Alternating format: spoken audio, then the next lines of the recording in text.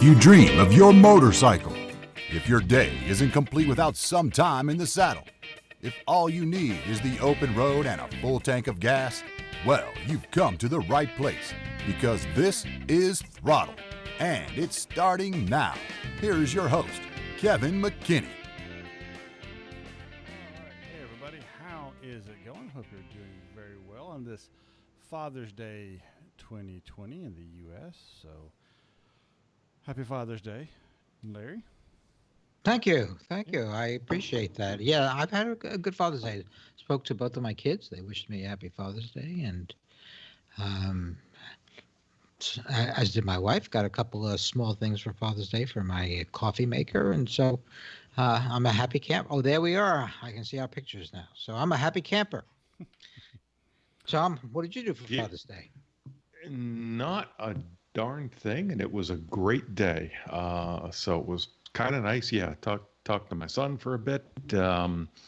Actually did that yesterday. We spent a while on the phone. And then one of my former coworkers was passing through town, so he came by for a few hours this morning. We had a nice little brunch, and that was it. Then the wife and I just kind of laid around all day and did nothing. It was really nice. Well, that reminds me, I got so caught up in what we did today, I totally completely forgot to call my dad. So, need to do that once we get off the podcast tonight. Mm-hmm.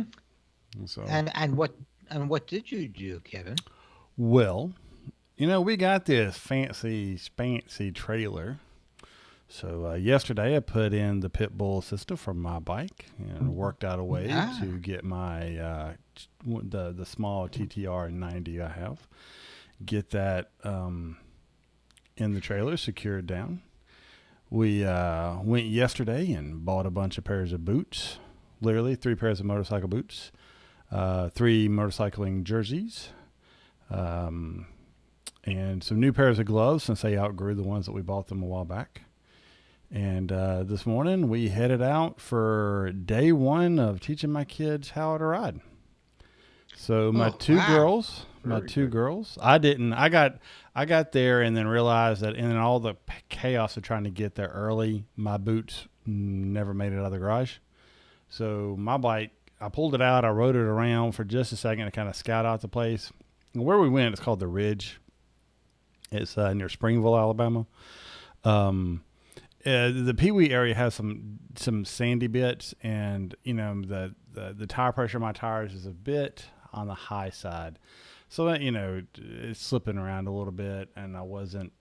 When you first get on the bike and you haven't been on the dirt bike in a while, and you're still getting used to it, adjusting, and you immediately hit sand, it kind of sends a shiver. But I rode around for just a minute trying to figure out, okay, where do we want to do this? And I just decided on the main little drag in their Pee Wee kind of kid area, right in front of where everybody parks. It's probably the best spot. It's long straightaways, flat, completely flat. I know they got another area. I just, without my boots, I didn't feel comfortable going through the trails and trying to get over there. It's just, I don't feel... If you don't feel secure on your motorcycle when you're out doing off-road stuff, I just don't bother. So anyway, ended up taking, and we probably spent 2.5 hours there. My oldest went first. Got her to where she could ride down, turn around, ride back. She made one whole lap circuit one time without ever really stopping. She did put her foot down when she turned, but hey, that's fine. First times, right? And then rode back and said, "All right, I'm good." I'm like, "Okay." And then my youngest, my other girl, she went. She was a little bit more apprehensive. She did a lot of sitting and talking herself up. She was really scared and worried about it. But we got her to go down and to come back. Got a good video of that.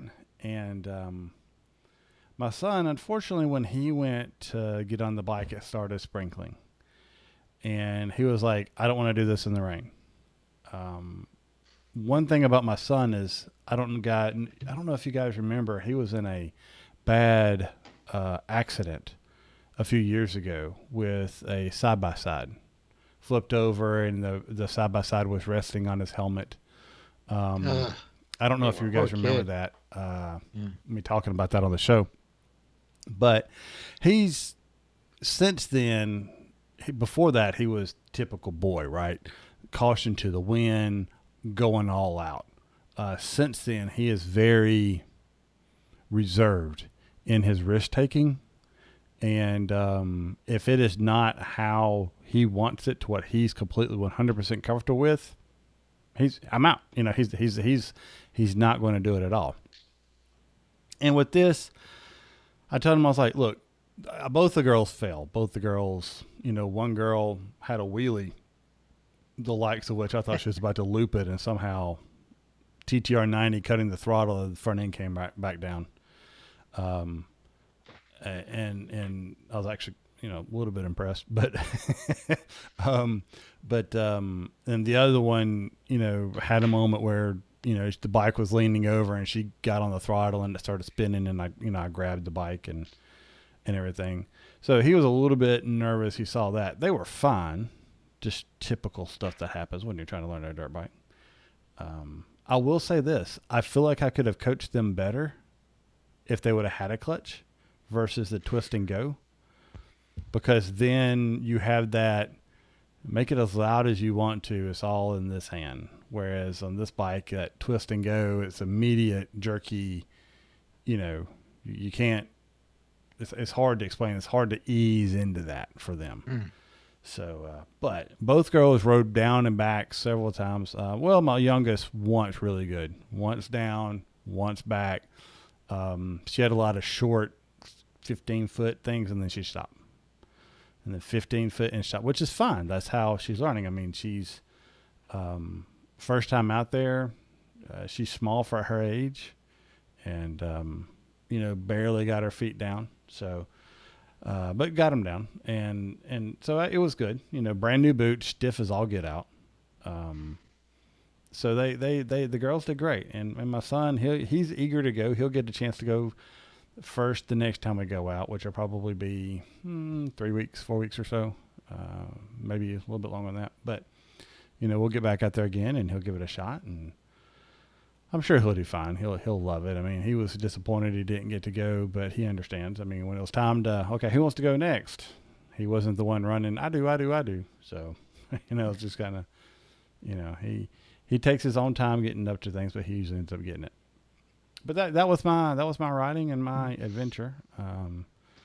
You know, then it started raining harder and harder, and we decided just to call it a day. So it was getting muddy, and yeah, it's like, I don't want to deal with this.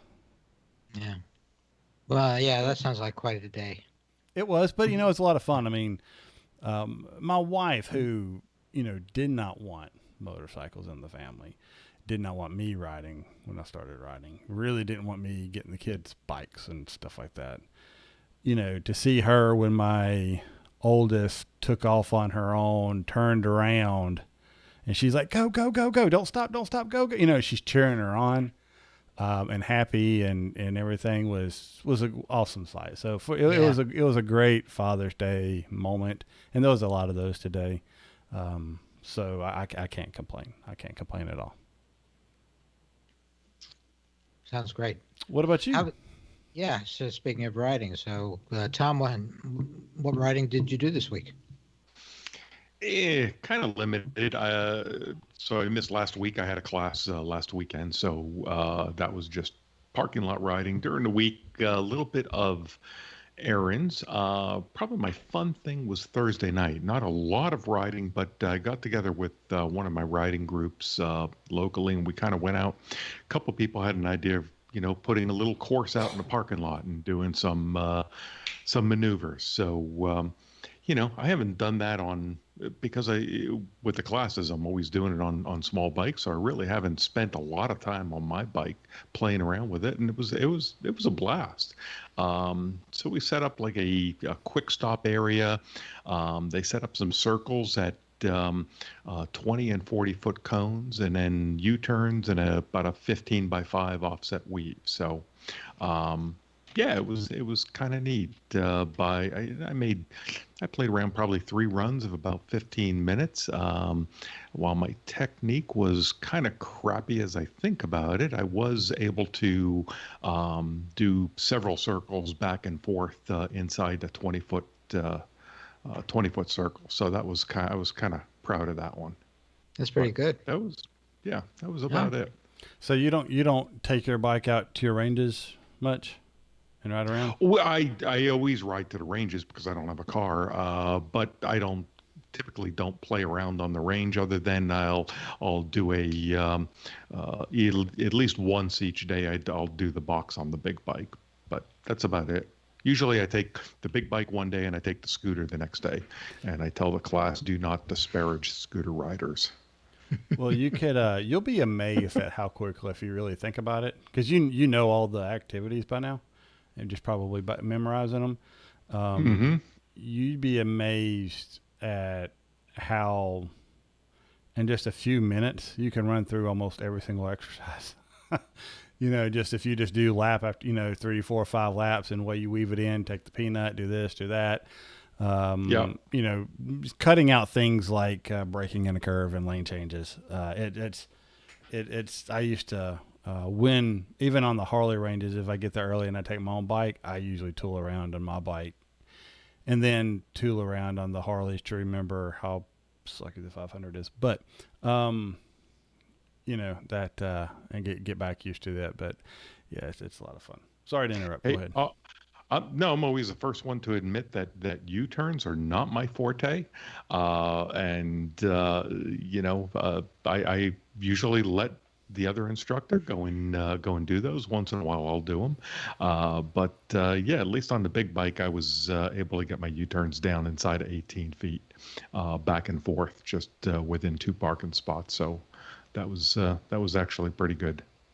So I do have to mention something about U-turn. It brought a thought back. So while we were out there today, my youngest, I don't know if she just wasn't paying attention or what, but I just kind of did a power U-turn, just leaned the bike over against my hip, gave it a bunch of throttle, let the bike whip around, and stopped it. Hmm. And she was just like, Hmm.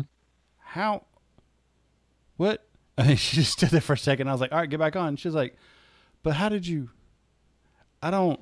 I mean, she just looking around trying to Amazed. figure out what exactly just happened. And I was just like, "Yeah, it's really not that hard when you get to be, a large mass that you're just wheeling this little thing around." So, but yeah. Oh, and I will have to point out, so there's a little discussion going on the chat. But okay, so this week's picture is self-promoting. This is last year I got a good pic from Killboy on the tail of the dragon. That I go up there and run it 2 or 3 times a year. But so I'll move out of the way. This is one of my better shots up on the tail.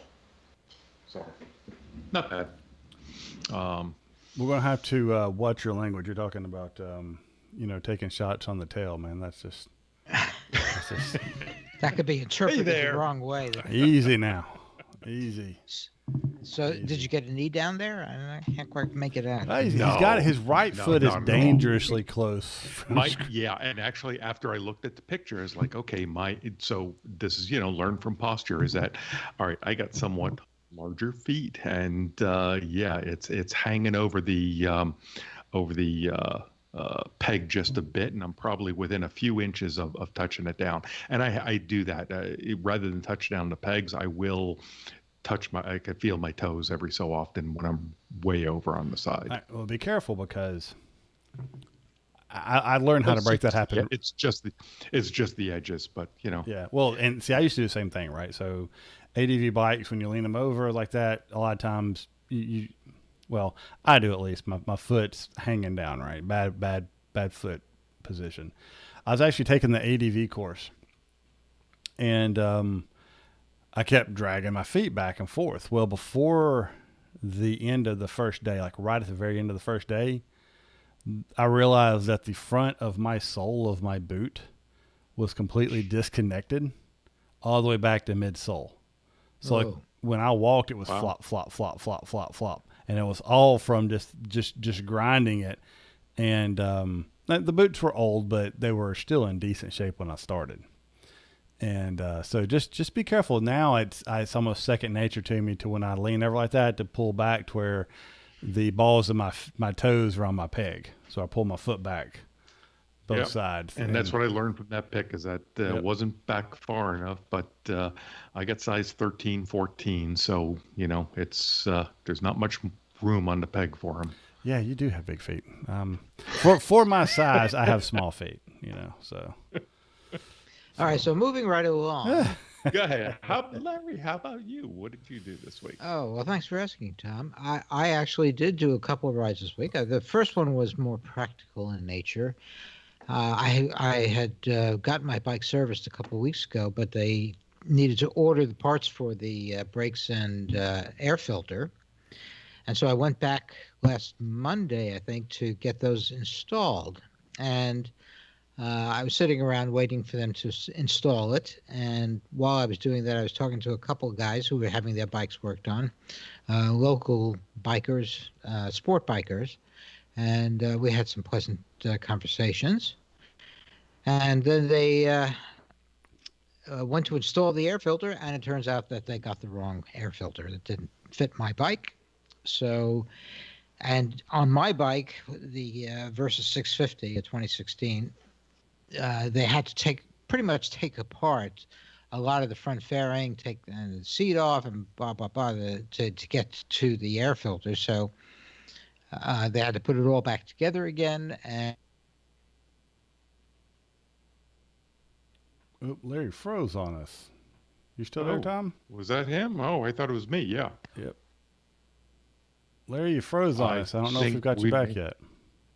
Oh. All right, so let's rewind in history for a second. And we're going to pick up right where they ordered the wrong filter and everything, and go. Okay. So they had to put the bike back together again, and I took off from there and rode home. And I'm going to have to go back there next week to get the right air filter. And I have to have a discussion with them as to who's going to pay for the time they took to disassemble the bike and reassemble it for the wrong air filter. But the guy there is a nice guy, and I expect that that will work that out okay. So in the meantime, I decided to take another ride later in the week, and so I took off, I think it was Friday, and went up to one of the common rides I do up Lucas Valley and past the Nicasio Reservoir and Petaluma, Point Reyes Petaluma Road, and then back along San Antonio. It's about a 75-mile loop. And I started off the ride, and I like to ride at least once a week, because if I don't ride, I then start to get, I feel kind of awkward on the bike. So I need to ride regularly in order to feel looser and more comfortable on the bike. And so I started off the ride, and I was just kind of doing it pro forma, just to do my ride. But after a while, I really started to get into it. I really started to enjoy it. And I started to play some music that I used to play when I was riding, especially when I was doing some of my long-distance rides around the Western Canada and the United States. And the music reminded me of those rides as I was going along. And boy, I have some very fond memories of those rides. And particularly the open spaces, seeing the vistas in the desert, in Utah, and Montana, Canada. It was really, those were wonderful rides, and the music actually evoked all of that for me, which was really very, very pleasant. So I did a relatively short ride, but while I was doing it, I was remembering some of the really great rides I've done in the last few years, and that was a lot of fun. Nice. Cool. Hey, so I got a question for you. So since you went in for service, how far in advance or did you have to schedule your service, or are your places out?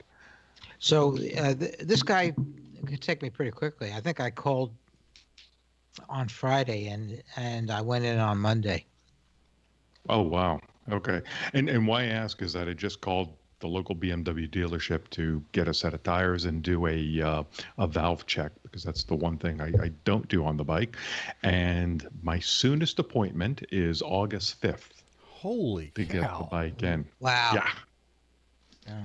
Yeah. They are just absolutely slammed. Jammed. Yeah. So Well, luckily, I don't need either done immediately. So I've got a couple thousand miles. So that's okay with me. But I was amazed how far out.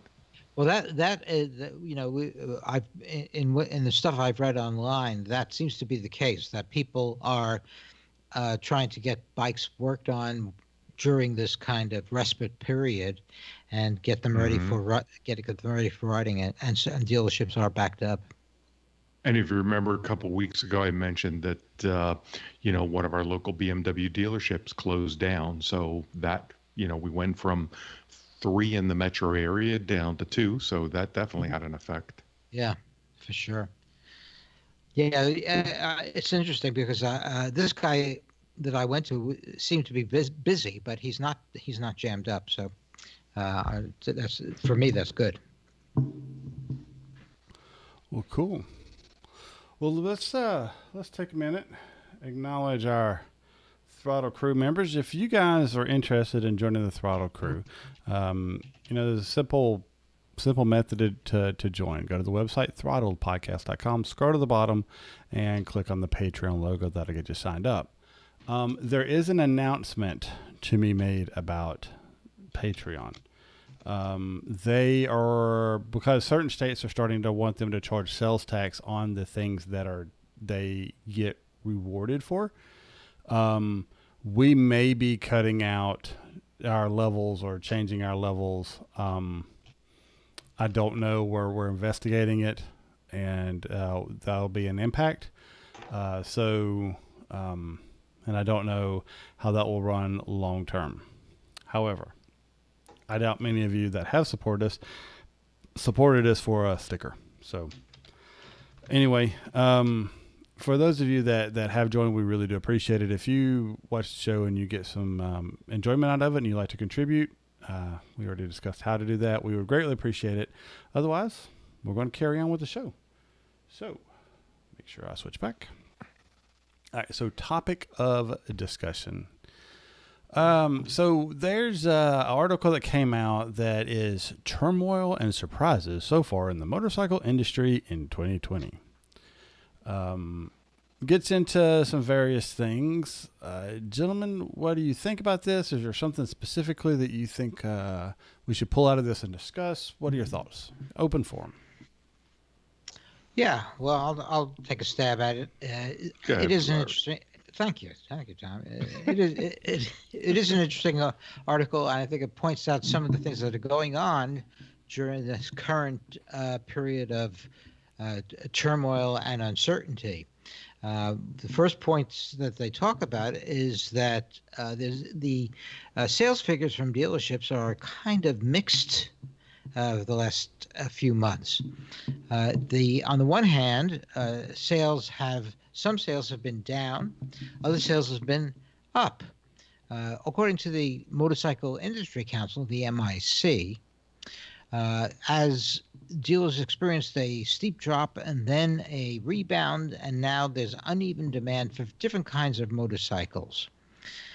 So for instance, on-highway motorcycles were down. Scooters and regular motorcycles, they were down 12 to 15 or 16%. But that was offset by a big jump in off-highway motorcycles, up almost 19%, and sales of dual sports was kind of flat. So it appears that during this period of staying at home, more people were getting interested in doing dirt and off-road riding. So that was kind of the first point that they made, that the sales really have been uneven, but not necessarily all totally down. Any thoughts about that, gentlemen? Well, I think if you look at Usually your more expensive bikes are your street bikes, your dirt bikes and stuff like that are a little bit less expensive. I'd also point out that, it's a great thing to get out and do. You can get out and ride it for a little bit. It's not, the investment's not as great as the street. And, if you're talking about social distancing, riding around the middle of the forest is probably one of the better ways to be away from everybody. Yeah. Yeah. Well, that appears to be the pretty common sentiment. Going sort of even further into their analysis, they make the point that the parts of aftermarket parts and accessories have been up a phenomenal 126%. And this is far better than the usual season uptick. And so it looks like people who are stuck at home or staying at home are ordering parts and kind of trying to refresh and update their current bikes. So this is another aspect of the market that is interesting and significant, I think, for this period. Along those lines, there's a national shortage now of regular bicycles and electric bicycles. That also appears to be a part of the market that has had significant interest in an uptick, as people have found that public transportation has been limited or shut down. People who need to get to work and have a short commute, it looks like they're turning to bicycles and to e-bikes as a way to do that. And the other part of it, I think, is that for people who are staying at home, often the recommendation is, if you're staying at home, you are approved to do local, sort of walking, running, and riding. And so people have been taking advantage of that by buying bicycles and in order to be able to at least get out and do local rides. And I can attest to that, because the number of bikes out on the road on weekends in particular is just phenomenal around here, both electric bikes and regular bikes. And I would add motorcycles. On the weekend, this weekend, there's been an enormous number of motorcycles on the road, far more than I've seen before. So I can't say which ones of them are brand new, have just been bought, but a lot of them are look like new bikes, Ducatis and Triumphs in particular. So any of you guys resonate with that? Tom, what do you think? Yeah, I mean, I see it as a mixed bag, as far as I think some dealerships have done really well that I've seen the areas, others have struggled. So it depends. Like I say, I get 2 BMW dealerships in the North Atlanta area. They're about maybe, I don't know, 40 miles apart from each other on opposite corners of the North Metro. One went out of business. One is going like gangbusters. I mean, they're 6 weeks out on service, and I know they're selling a bunch of bikes just by what they're posting up on Facebook. Don't really have a good handle on like the multi-line Japanese groups or dealerships in the area. I have some friends that work at some of those, but I really haven't quizzed as to how sales were going along, but they don't seem to be hurting. And like you say, there's a ton of people riding. I will say, the article then goes into talk about the other impact that we're seeing is MSF classes or any training classes are just packed in a lot of states. We are. And they point out, I mean, ours, but at least in Georgia, because of COVID, we've decreased the size of our classes, so that has packed things up. But they point out that, for those that may not know, Pennsylvania decided to cancel their contract with Total Control Training, who was their state training. They're an alternative to MSF. And decided not to offer, it looks like, training program for the rest of the year. So while private schools can still train people, they can't do a waiver. Any person who wants to get a motorcycle endorsement in Pennsylvania would have to go to their DMV and do the test. And I'm just wondering, with all of the financial woes that are going to start hitting the states fairly soon, if not already, our motorcycle training programs are probably very, very low on the priority list if we're going to see potentially significant cuts or dropping of funded programs. I don't know, just a thought. Yeah, no, I think that's really a question, and it then may raise the question about the effectiveness of the motorcycle classes, and whether or not it would be much more effective if there was one class that helped train, riders in the beginning, and then a follow-up class that would be required after a year or so in order to help, to improve riders' abilities once they've been riding for a while. And I think that's probably a really important point, because you really don't know a whole lot just by taking one motorcycling class when you're first starting out. So taking a more advanced course would be, I think, a very good idea. Go ahead. Yeah, I agree. We talk about at the end of the course. Okay, you just went through your basic course.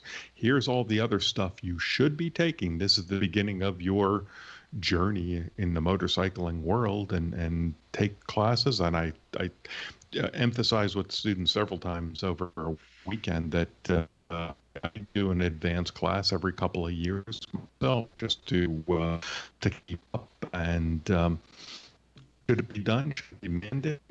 Heck, I'd like to see it for driver's license in general. That and maybe one way to do that is forced testing. Every 5 years, you have to pass a driving test. Motorcycle, every 5 years, you've got to pass another motorcycle skills test to keep your endorsement. I got to admit, I'm not really a fan of that. I will say, though, that I think what's not stressed in a lot of courses from a lot of coaches, Tom, honestly, and I'm not speaking for him or about him, because I don't know how Tom coaches, but I'm sure he does a great job. Terrible. No, it's a cluster every weekend. So I have had those weekends. That's reassuring, Tom. But well, it's usually more because never mind. Kevin, what were you going to say? I was going to say before I derailed my own conversation that. A lot of people don't stress the fact that when you leave the basic rider course or the new rider course, if you're at a Harley dealership, that you are not prepared to go out onto the road. You are prepared to practice. We teach you how to practice. We taught you, by the end of the course, the things you should be practicing, the skills that you need to work on. It's up to the individual to be an adult or be mature enough to handle the responsibility of gaining that experience further. I agree that advanced courses are woefully absent in people's plans for training and riding. Once they get out and they ride a little bit, I don't need to do that. For the limited amount of money, for the fun you're going to have on a one-day course. And I've heard the other argument for not taking them. I don't want to drop my bike. It's not a matter of, in this situation, it's not a matter of if you're going to drop it. Are you going to do it in the middle of traffic? Or are you going to do it in a range where you've got somebody to tell you what you did wrong and help you pick it back up? Right? So that's something that a lot of listeners and a lot of riders need to understand. Further training and refreshing those skills frequently, and think about them. Be mindful of your riding is something that everybody should do. I would like to also add that I think that there needs to be further training available. The problem is, as we've seen with the advanced courses, it's not a situation of if you build it, they will come. Now, I am very torn on this, strictly because I don't believe in the mandated approach of handed government and all that stuff. That's just personal philosophy. Being told you must do X. I don't like it. But I will say that I think that if you're 14 and you take the MSF with your parent supervision and everything, when you're 16, you should have to take the advanced, because the limited amount of exposure you have and probably the limited amount of riding you actually do in those 2 years, that to me, that's just kind of like, hey, or you have to take it again. When you're 16, you got to take a course, the BRC, the BRC2, the ARC, whatever. You have to take a course and pass. Well, ARC, you really don't pass. You just have to take it. But you need to take a course again when you're 16. So you wouldn't mandate that for everybody? I mean, there's a part of me that gets it. There's also a part of me that says, if we're going to do that, I mean, look, my state has issues, right? My state is the only state that doesn't require a road test to get a motorcycle license, right? So we feel very beneficial that at least they came to the MSF course, right? To get their to do this, to learn to ride. So every time when we have a new rider course, I mean, because right now I'm solely teaching at Harley. The state shut down until sometime in September, and there's so many coaches wanting to just coach for the state that I would never get to coach. So I'm solely coaching for Harley. I'm not thrilled about it, but that's the situation. I am with a awesome dealership, so that makes it a lot better.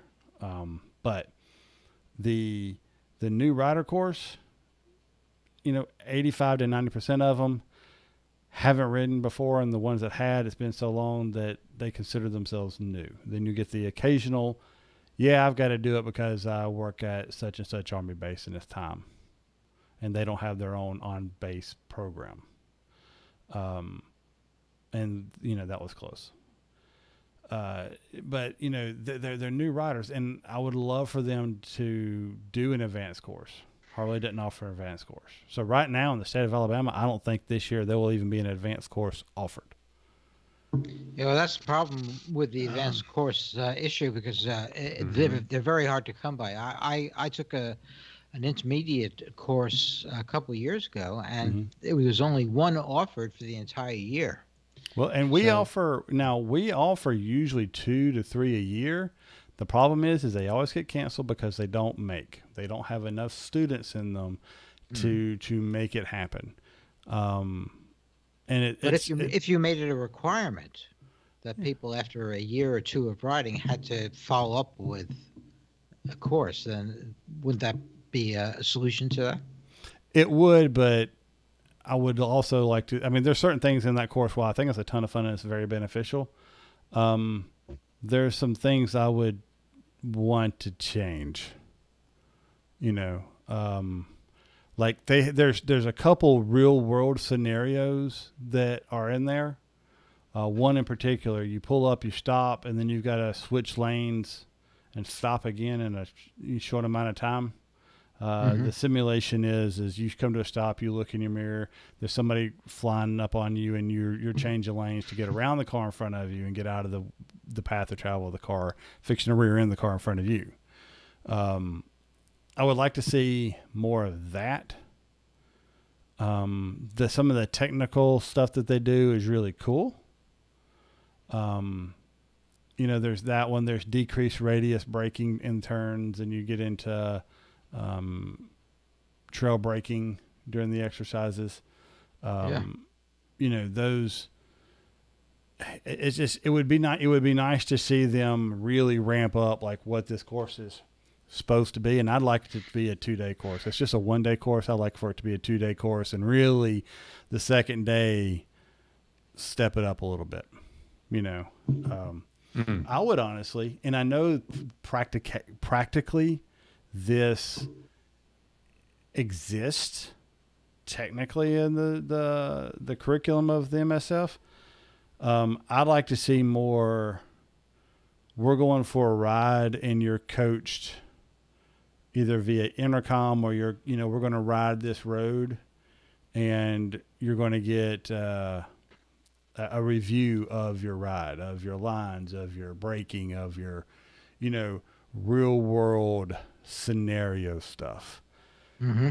The problem is in this litigious society we're in, it won't hold up. It just can't. If you get rid of all that crap, then now we're getting to where we're benefit people, right? I know of one private school up in North Carolina. I believe he's still doing that, where it's an on-road training and you're hooked up to communication and it's a max, I think, of 4 people, and he changes lines, and it's a two-day riding course through the mountains, and it's active teaching. Yeah, I saw one. The one I saw was actually in somewhere in Europe. I'm pretty sure it was Great Britain, but I'm not positive. But it was one coach per 2 riders. They'd have a rider go out in front, and the coach is in the middle. The other riders just trailing. They would ride this road. Well, first they would ride it with both of them kind of following the coach. And they're not doing they're doing speed limit stuff, right? But lines and awareness and all this kind of stuff. And so they're just kind of riding. He takes them down so they get to learn the road. They turn around, they go back down it. Then one goes in front, they ride the road. They turn around, they come back down it. The other one goes in front, they ride the road. They turn around, go back on it. And the entire time they're getting constant coaching, and at all the stops where they're talking, like, okay, hey, work on this when you're in trail or whatnot. And then they go to another section of road. They just kind of go to another area and work on others. Go to another. So they're choosing all these real world scenarios, real world roads. And they're doing stuff, and they're doing this little leapfrog thing.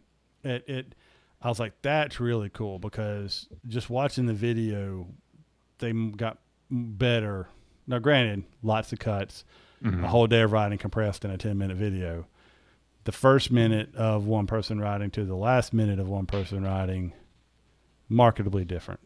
And I think that's pretty cool. But I mean, like, this isn't a coaching show, but I'll say that, Tom has probably experienced it. You have the when you have somebody that's never ridden a motorcycle before, and by the end of day 2, they're counter steering and properly judging their speed and doing all that stuff in a short, compact range. It's a very rewarding feeling. And that's just where my original point, that I want people to realize, guys, this is practice. You need to continue to do this, continue to get better. Baby steps. You're not racing anybody. You don't have to tear down the road when you leave here. So anyway. Do you use the standard line of, you've now been trained to ride 20 miles an hour in a parking lot? I don't do that. What I do say is, I was like, all right, guys, so what have we just accomplished? And we listed the accomplishments, right? Even for the people that don't pass, what have you accomplished? Well, I failed, but you accomplished something before you got here. You never been on a bike before. Now you have ridden a motorcycle. You have been able to change gears. You've been able to do X, Y, Z. These are your accomplishments. But the ultimate accomplishment is you learned how to practice. Mm-hmm. Right? You know what to do to ride, but you learned how to practice. So when you look at the statistics, though, of people, okay, what's the propensity to have an accident or a crash? Your highest propensity is within your first 6 months of riding. Mm-hmm. Mm-hmm.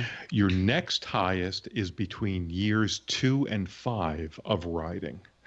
And then, things decrease significantly after that. So that's where I think training one, should be mandatory to get it, and two, should be tested every 5 years. But I believe the same thing for automobiles as well, that you should have to take a driving test every few years, and you pay for it. That's the price of that privilege. It's not a right; it's a privilege. So that's, sorry, my personal things on it. So I'll get off my soapbox on that one.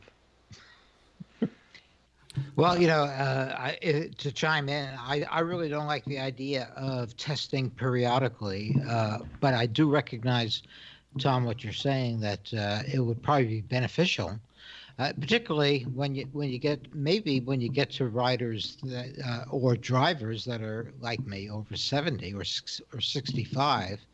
I think that the idea of testing us to make sure that our skills and our physical abilities are intact really makes a whole lot of sense. Any of us who have been to Florida and seen all the headless drivers down there would probably support the idea of more vigorous testing.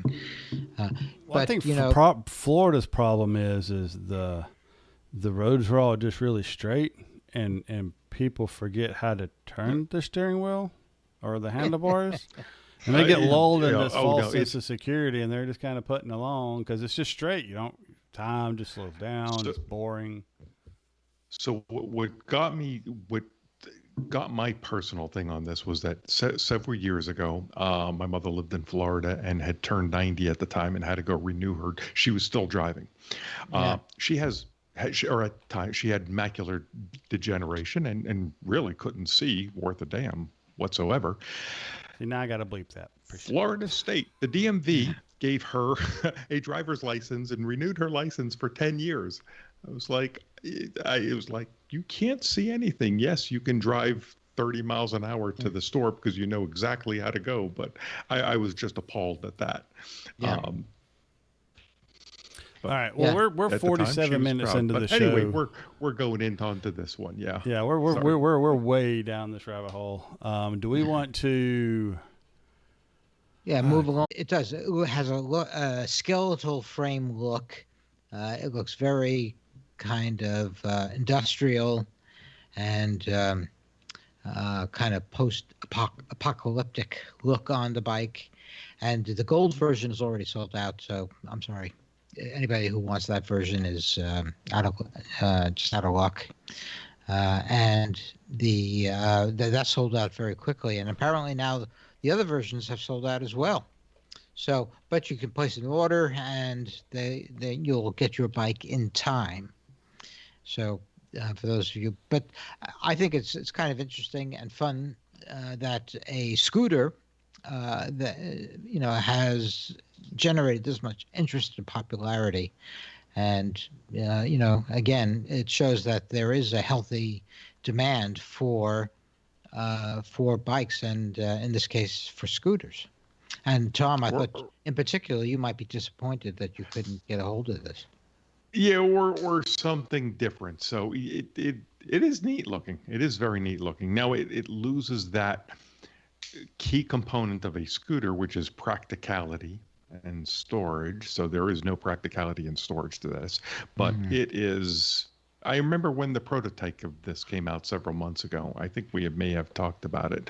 Yes, it is pretty cool looking. So just as but it loses that practicality piece. But it'd be neater. I would have loved to have seen something a little larger than a 200. Now, granted, this is European market, so typically in the cities there, it's rare to see something over a 125 or 150. So 200 is large there, but in the U.S., that would be cool in a 400. That could be very interesting. Mm-hmm. All right. Well, I don't have much to add there, but it does sound pretty cool. Glad that they're moving along pretty good there. All right. So just a little update. We did have a little bit of trouble with the live stream. Some packet losses. YouTube was like, hey, we're having technical issues, and then they resolved themselves. So apologize for that. We got it straightened up. And, who took our packet? I don't know. lost in the interweb someplace. It's floating around Romania right now, I'm sure. All right. Let's see. Okay. Just for Larry and Tom, for both you guys, the last article of the day, since we've totally derailed this show already, Triumph has announced its newest, greatest, grandest model, an electric bicycle. I almost said motorcycle. See, it's just hard for me.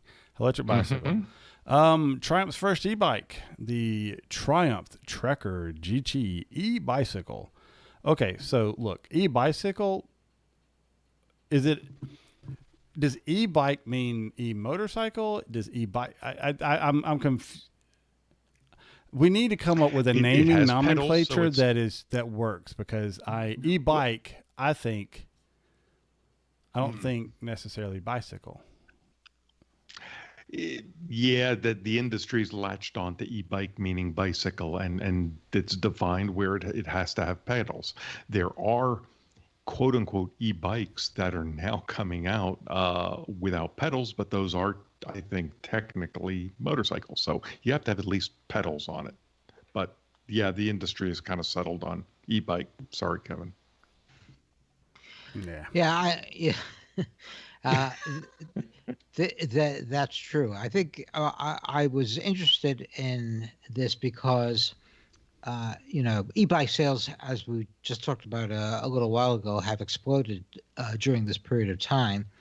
And I think that motorcycle manufacturers, and we talked about this before the show, but motorcycle manufacturers are taking note of this and are interested in getting into the e-bike market because I think they think that this could be a point of entry for people to get to move on to motorcycles. And I think that actually makes a lot of sense. So, Yamaha has done it, Ducati has done it, and now Triumph is marketing an electric bicycle that under their brand. And it's a fairly advanced electric bike, fairly light, has good range and blah blah blah, but and it is in the kind of the mid-range of the price market. I think in U.S. dollars it's about $33,750. So that is actually a mid-range electric bike at this point, although they will probably get cheaper over time. But again, I think it's interesting to me that the motorcycle manufacturers are getting interested in e-bikes, and that of course also includes Harley, who has talked about marketing an e-bike as well. And I do think it makes sense. I think if you can get people on electric bicycles, then a percentage of those people will progress to motorcycles, and that will improve the market. I'd be curious to see as to, like Ducati and now Triumph, are they going to market these bikes in traditional motorcycle dealerships, or are they going out to the bicycle shops? Yeah. I have not seen, my local Ducati dealer, I haven't seen a bicycle in there as of yet. And Triumph dealers are far and few between. But I don't know, have you heard anything or seen anything in the shops? No. Well, that's a very interesting question. I haven't seen them yet either. No, there's a Triumph dealer that's local here, and my guess would be that they will be marketing them in their dealerships, and part of the idea would be, to get people to come to the dealerships looking at electric bikes, and maybe some percentage of those people will get interested in motorcycles. So I would think it would be, kind of a lost leader to get people. Yeah, I mean, we talked about that about a month or so ago, that there are some motorcycle dealerships on the West Coast, California, I think it's Arizona, I'm not sure, that sell electric bikes alongside, their BMWs and Hondas and Kawasaki's. Yeah. Yeah. Yeah, the important part is getting people into the dealership, and then you can, show them something else as well as the electric bikes. But even if they start with the electric bikes, once people have the skills and comfort to ride a two-wheeled bicycle, especially an electric bike, then it's a short hop, skip, and a jump to get onto a motorcycle. All right. So there you go. Well, thank you, gentlemen, for covering that. I have to admit that's one area I take a back seat. But another area that I take a back seat is when we transition over to the paddock and let Larry discuss the happenings in the world of MotoGP and flat track. I don't think we have any flat track news, do we? All MotoGP. No flat track news. The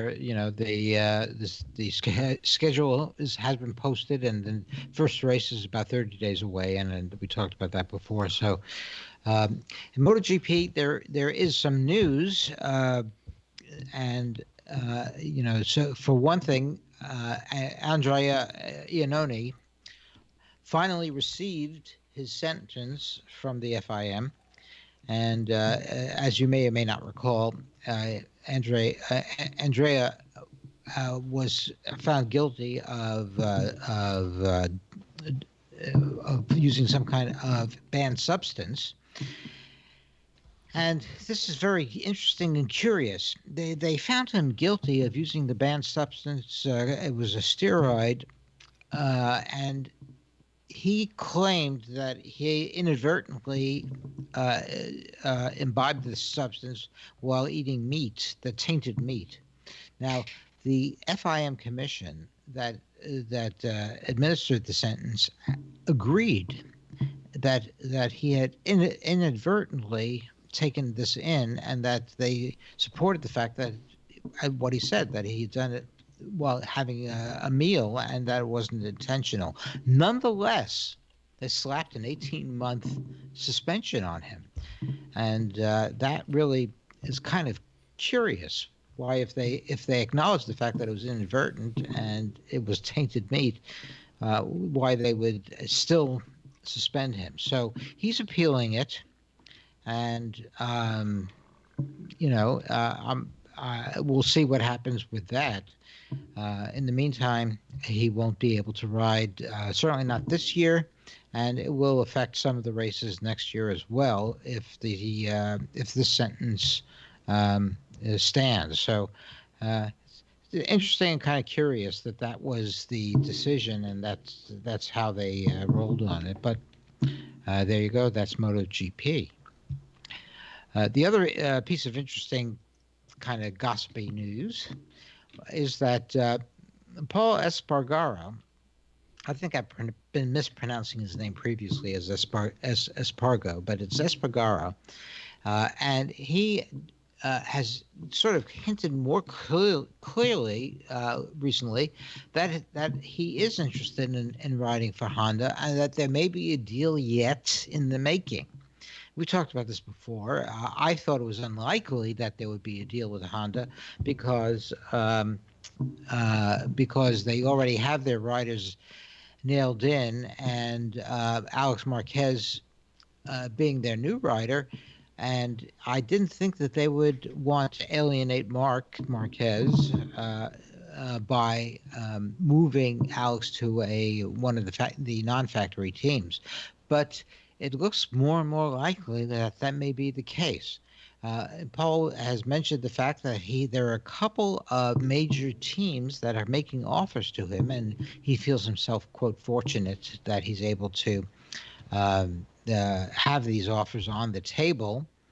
The question is, would he move to Honda where he would play second fiddle to Marc Marquez? Or if he stays on KTM, he is their crown prince. He is the major figure on the team. He's their best rider and the guy who has been helping to determine the direction of the team and the motorcycles. So he is the Marc Marquez of KTM at this point. And if he moves over to Honda, well, he's going to lose all of that panache and, sort of superiority. So, but it looks like, honestly, he's definitely interested in making the move. And the rumors persist in spite of my thought that this would not be something that Marc Marquez would tolerate. So I wouldn't be at all surprised if in the next couple of weeks they announce that he is signed to Honda for the 2021 season. But we'll see about that. And the last item that I wanted to mention is that MotoGP has released their revised calendar for 2020, and they are anticipating that they'll have definitely 13 races that will be held at circuits in Europe, and the possibility of 4 overseas races at the end, depending on what happens with the virus and if the conditions permit. They are thinking that, the races that will be held in Europe behind closed doors, there will be no fans or media present, and a very limited number of paddock staff as well. Probably in the most positive case, there will be 3 overseas races that go ahead, and those will include the 2 in East Asia and possibly Austin in America. But that in order to have those races, they will have to have fans present to sort of compensate for the costs of flying the riders and the teams over to these destinations from Europe. So my best guess is, and especially based on the fact that the infection rates are going up as we open up things in the U.S., my best guess is they're not going to have overseas racing at all. This season we'll be doing the 13 races in Europe if we're lucky. And I would be at this point happy with that. So, but that is the situation at present, and I'm hoping that we'll be able to at least stick with the season as projected by MotoGP at this point. And that's the news from the paddock. Awesome. Very well done, as always, my friend. Well, gentlemen, it's been a fun show. Let's start wrapping things up. Don't forget, you guys out there in the interwebs of the world can follow us on Twitter at Throttle Show, Instagram Throttle Show, and Facebook Throttled Podcast. We do usually like to broadcast this podcast live to you. You can listen live on YouTube. Normally, we do broadcast something out or put something out there right before we start going live on Twitter and Facebook. However, programming note, next week, the 28th, I believe, is next Sunday, correct? Yes, it is. We will not be having a show live because I will be coaching. The week after that we will be having a show. So the first week in July, I believe that's the 5th or 6th? 5th. Right now the plan is to have a live show on July 5th. So just if I can get all these shows out before that, please take that note. Everybody in the live stream now, please go ahead and take note of that we won't be having a show next weekend. However, what we do like is we do like getting feedback from you guys. Most of the feedback we've been getting hasn't been on air. It's just been questions for us, and we really appreciate all those questions or just comments to me about different kind of things.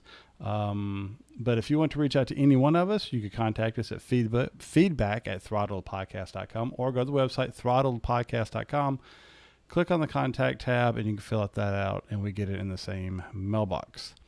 I do appreciate everybody that's been sending links and different kind of stories that have been going on. We really appreciate that. That's been a lot of fun just to kind of follow up on, and we're holding some of those to discuss maybe at a later time with fuller crew. We're trying to get more people, get back to having guest people on and stuff like that. So with the pandemic and everybody's schedules getting a little bit busy getting back into the work swing, we haven't been doing that.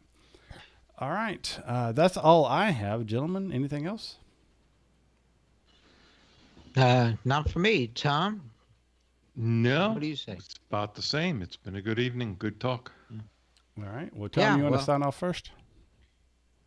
Sure. Everybody, have a good week. We'll miss you guys next week. But get out and ride now. Things are, if you can, treat your bike as some transportation. Go to the store on it, get some groceries, and use it that way. And don't disparage the scooter riders. Give them a wave as you go by them. Always do. Always do. I do too, and I agree. And get out and ride if you can, and make sure that you ride safe. And of course, as always, ride your own ride. All right, guys. If you're out there riding, ride safe. We'll catch you all next time. Have a great week, everybody. All right, everybody in the live stream. Sorry for the little blip. Don't know really what why caused was that? It just, we lost a bunch of packets, and Streamlabs, the thing that we connect to, Yeah. was having trouble communicating with YouTube, and the stream dropped for just a second, and then it came back. So very rare, but who really knows what's going on? But we'll see.